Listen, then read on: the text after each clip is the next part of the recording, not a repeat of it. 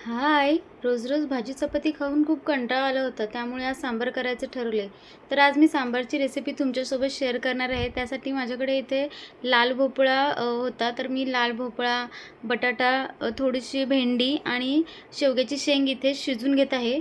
त्यामध्ये थोडंसं मीठ टाकून त्याला थोडंसं पाणी टाकून कुकरला एक शिट्टी घेऊन देते, म्हणजे पटकन शिजेल.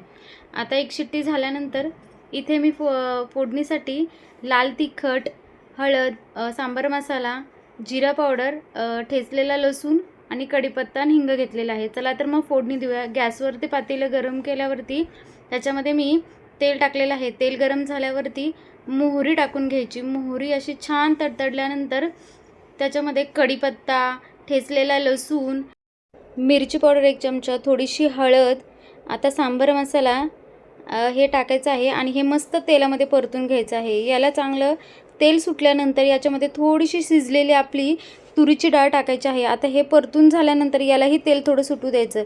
तोपर्यंत इथे डाळ घोटून घ्यायची चांगली. डाळ घोटून झाल्यानंतर ही घोटलेली डाळ याच्यामध्ये टाकायची.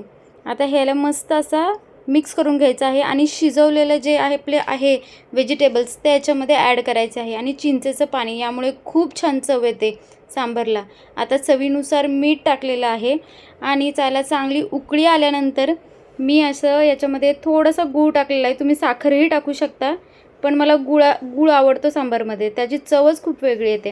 गूळ टाकायचा आहे आणि थोडीशी ही मस्त बारीक चिरलेली कोथिंबीर टाकून आता आपला हा सांबार भातासोबत गरम गरम खायला तयार आहे.